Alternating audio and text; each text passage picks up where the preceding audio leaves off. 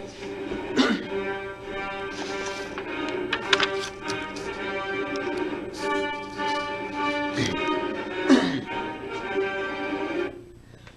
students, today we're going to do a quick video over friction, and I've just got a few things I want to cover with this video. I'm going to do level surface friction, ramp forces, as in without friction, and then ramp, basically forces on a ramp and with friction. I've got 3 diagrams I'm going to go through. Hopefully this will be a quick and easy video. I'm mostly going to set these up and then plug in the numbers as well.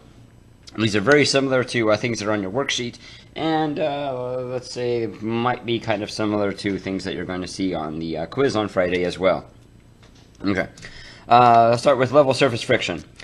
We have an object, a guy pulling an object on level ground, and let's say we want to know what the applied force is necessary in order for it to move. So I'm going to solve for an applied force necessary to move this mass. I just realized I'm writing kind of slow. I'm actually going to take this picture and draw it again right here, but a little bit bigger, so that way it's a little easier to see. So, an object on a ramp.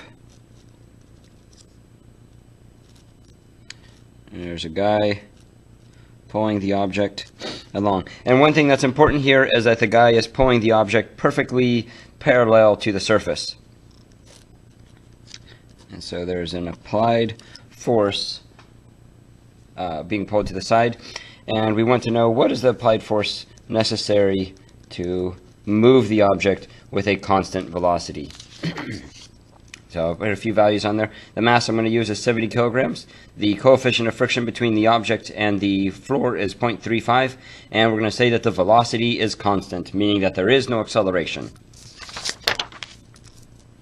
Oh, I'll draw a couple other forces here. We do have a force due to gravity going down, and therefore a normal force going up. This one is pretty similar to one we did as a kind of a starter problem. Actually, it's the exact same as what we did for a starter problem in class one day. So if you're thinking that you know how to do this, no, perfectly fine. You don't need to go through this one. Feel free to skip ahead a couple minutes. See, so I'm sorry, I forgot to draw my frictional force. Frictional force opposing the object's motion. Now, I could set up some equations like sum of the forces in the y direction and the sum of the forces in the x direction. And if I do that, I'll get, for the y direction, a negative force due to gravity and a positive normal force. And I set those equal to 0 because there is no acceleration. I'm using a constant velocity here. And same thing for the x direction. Let's say negative f of a, because it's going to the left, and a positive force of friction because it's going to the right, and I set those equal to 0 as well, since there is no acceleration in that direction either. We're just saying constant velocity. Well, that means that my force due to gravity is equal to the normal force, f of g equals n, and that means that f of a equals force of friction as well. F of a equals the force of friction. Okay, now I'm going to put these all together. The normal force is equal to the gravitational force. Oops, and I'll write up here, gravitational force, everybody remembers that one, is equal to mg. Remember that from the dynamic stuff, the tension stuff problems we did last week. So, force due to gravity equals mg. So I put mg right here. Normal force is equal to the gravitational. And then force of friction is equal to mu multiplied by the normal force. So the substitution goes like this. mg equals f of g. f of g equals n. So therefore n equals m of mg. And then mg therefore is equal, gets put into here. And therefore the applied force is equal to mu times mg times, and that's it. F of a equals mu mg. That is it. That will give me my applied force. Mu is 0.35, m is 70, and g, of course, is 9.81.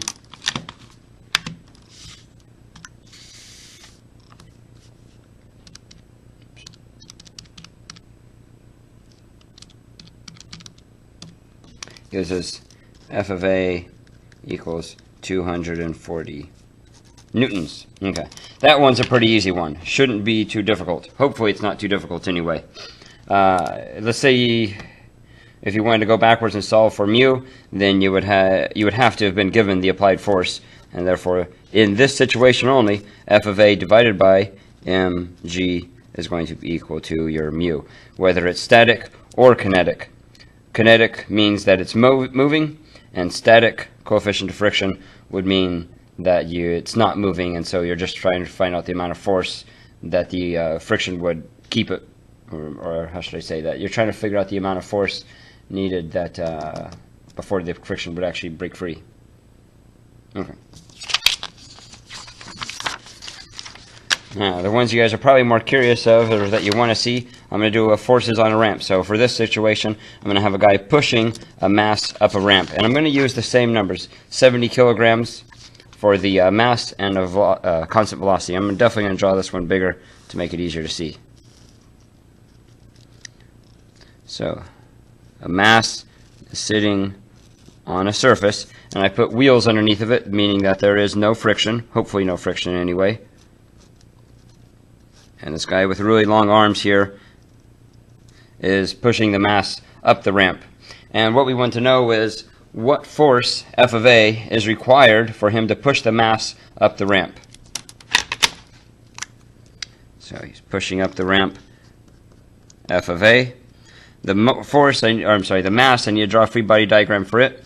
There's a force due to gravity going down, and there's a normal force going up, and there is no friction, so there's nothing else to draw as far as a free body diagram would go. This is the only thing you would draw as far as forces go. These are the only things you would draw for this diagram. There are components of the gravitational force, but we don't usually draw those unless asked to. So I'm going to use a different marker to put them on here, or a different color, so you know that you wouldn't normally draw these. There we go. And I'll call these, this is force due to gravity in the y direction because it's going down into the surface down, and this one is force due to gravity in the x direction because it's going along the ramp's surface. I need to set up a positive and negative direction here. So I'm going to say positive is up the ramp, negative is down the ramp, and I'm going to say positive is up and negative is down right here. Okay. Now this guy is pushing the object up the ramp. The only force he has to overcome, since there isn't any friction, is the gravitational force. Notice that both of those forces are pointing in equal and opposite directions. I'm sorry, those forces are equal and opposite. We don't necessarily know that they're equal, but they are pointing in opposite directions, and there is no other force acting. I'm going to go ahead and set up sum of the forces in the x direction, even though I can tell that they're going to be equal to each other. Sum of the forces in the x direction is equal to negative force due to gravity in the x direction because it's pointing down the ramp, negative F of g of x, a positive applied force. And it's not accelerating, it's just moving with constant velocity, so I can put it equal to 0. Now I need the equation for the force due to gravity in the x direction. Fortunately, I've got my notes handy, and I remember from class, force due to gravity in the x direction is equal to mg sine theta. If you're not sure how to get that or why that works, feel free to come to tutoring on Thursday afternoon, and I'll show you how that works. But I showed everybody in class on, I don't know what day it was. When did we do that? Yesterday. Today's Wednesday. Tuesday we derived that.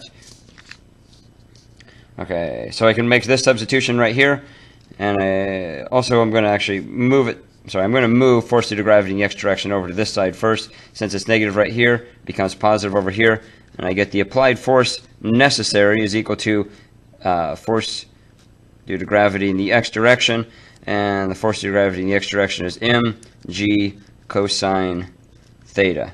And I'm so sorry, I forgot to draw what theta is. Let me bring in our known values. I'm going to use the same one, 70 for the mass, 0.35 for a coefficient of friction, if there is any. There's not any right now. V is constant, and on these problems I'm going to say the angle is 25 degrees. So I'll write the pertinent information here. M is 70, theta is 35 degrees. Oh, I'm sorry, 25, my bad. I said I was going to use 25. There we go, 25 degrees.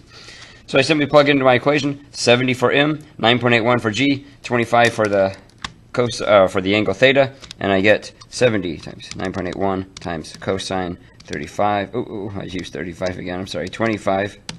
There we go. And the applied force necessary is 622 newtons. So this guy has to push with a force of 622 newtons in order to keep the mass going up the ramp with a constant velocity. Doesn't matter what that velocity is. Once it's moving with that velocity, this is the amount of force that's necessary to keep it moving with that velocity. In theory, no matter how high the velocity is. Alright, now I'm going to do the exact same thing, but we're going to do this one with friction on the ramp. Oh boy. Draw a nice big picture so everybody watching at home can see the diagram. Here's my angle theta, still 25. Here's the mass on the ramp without wheels this time. Here's the person once again trying to push this object up the ramp. Still has a smiley face. And that's all I needed there. Now I'm going to draw my force diagram, I mean. Here's my force due to gravity going down. Here's my normal force going up. This guy is pushing. He's applying a force. So I'm going to call this the apply F of A. There's a force due to... I'm sorry. Yep, I don't need to draw the other force due to gravities because they're components. But I do need to draw the frictional force. Now we're going to assume that he's pushing the object up the ramp. What direction do you think the frictional force is going to be going? So far, when it's just a ramp going down a ramp, a mass going down a ramp, we drew the frictional force pointing this way because the object was going down the ramp. This time the object is moving up the ramp, so that means the frictional force is now pointing this way down the ramp. Force due to friction going down the ramp. And then I'll draw the other components of force. I'll use this, I hope this is a blue pen. Oh, it just broke. Okay, there we go. There's the force due to gravity in the y direction. And I'm running out of room here. I'm just going to draw right across this guy, cut him in half with this force. There we go. A force due to gravity in the x direction. Boy, there's a lot of things going on here. What time have we got? Oh, good. The video is only at 12 minutes and 40 seconds, so I'm sure nobody's gotten bored at this point or fallen asleep. Hopefully not. Let's start off with a sum of forces in the vertical direction. Oops, I forgot about positive and negative. I'm going to still do the same thing. Positive, negative, up, positive, down, negative. Okay, I'm going to do the y direction first. Sum of the forces in the y direction is equal to, I've got a positive normal force going up, and a going down, I've got this negative force due to gravity in the y direction. There is no other force that's perfectly in the y direction. Yes, this one is pointing down, but I'm talking about a y direction that goes straight up and down to the surface. The only ones that are going straight up and down to the surface is this normal force, and the one I didn't draw very well going straight down is supposed to be this force due to gravity. There, now it looks kind of straight. There we go. Force due to gravity in the y direction. Those are the only two forces that are technically pointing up and down. This one is pointing at a goofy angle. So it does not go into my equation for the sum of forces in the y direction. So these are the only two forces I have in the y direction. Normal force minus force due to gravity in the y direction. That means that the normal force in this situation only is equal to the force due to gravity in the y direction. And the equation for that, force due to gravity in the y direction, is mg cosine theta. I don't just simply make that part up. I remember this from the equations we derived in class on Tuesday. Okay, now I'm going to do the sum of the forces in the x direction. By the way, if I didn't say it, my goal was to determine the amount of force necessary for the applied force necessary for this guy to push the object up the ramp with a constant velocity. Okay, sum of the forces in the x direction. We have negative force due to gravity going down, negative force due to gravity in the x direction going down. We have the force of friction pointing down the ramp, so it's also negative, negative force of friction. the applied force is the only one positive going up the ramp. So I have positive applied force going up the ramp, and it's all equal to 0. Now, these three forces, you might be wondering, oh my goodness, which ones do I move to the other side? Which ones do I keep on this side? I don't know what to do. I'm freaking out. It's okay. Which one are we solving for? We're solving for the applied force. So we're going to keep it right here on this left-hand side and move these two forces to the other side, meaning I get F of A is equal to, this one becomes positive on the other side, force due to gravity in the x direction, and on the other side I have positive force of friction. Now I'm going to substitute the equations for each of these. So I get the applied force necessary is equal to force due to gravity in the x direction is mg sine theta, and the force of friction is equal to a mu multiplied by the normal force. By the way, this is moving, so the mu, of course, would be a kinetic coefficient of friction. And we have an equation for the normal force, so I'm going to make that substitution as well. Normal force is equal to mg cosine theta. So the applied force necessary is equal to mg sine theta plus mu times the normal force. Normal force is mg cosine theta. So right here where I have this capital M, I make this substitution, mg cosine theta. Looks like we're ready for some values to be plugged in. See, we're going to use the exact same numbers as before for the mass and stuff. So the mass is still 70 kilograms. Mu is still 0. What did I say I was going to use? I forgot. Was it 0.35? Yes, 0.35. And the angle is still 25 degrees. All right, make sure your calculator is in degrees. There we go, no parentheses necessary. mg sine theta, m is 70, g is 9.81 times the sine of 25 plus mu 0.35, oops, I made a mistake on my calculator, 0.35 multiplied by the mass, 70 multiplied by 9.81 multiplied by cosine of 25 degrees, and then I can hit enter. The calculator does all the magic for me, and I get the applied force is equal to 508 newtons. Interesting. Let's compare this with the other one we just did.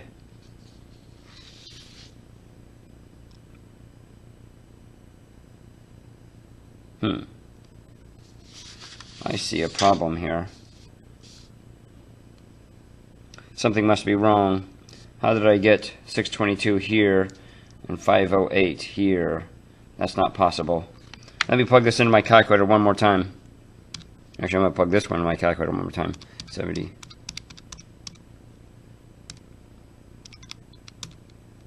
Okay, that one's correct. I must have done an error right here. I'm going to plug this into my calculator one more time. I'm not feeling good about that 508.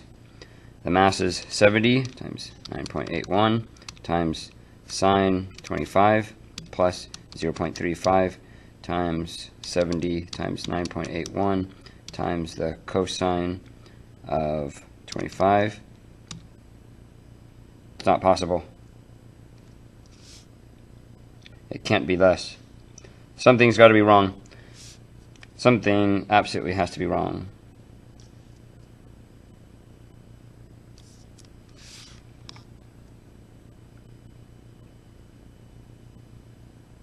Something is wrong. Yes.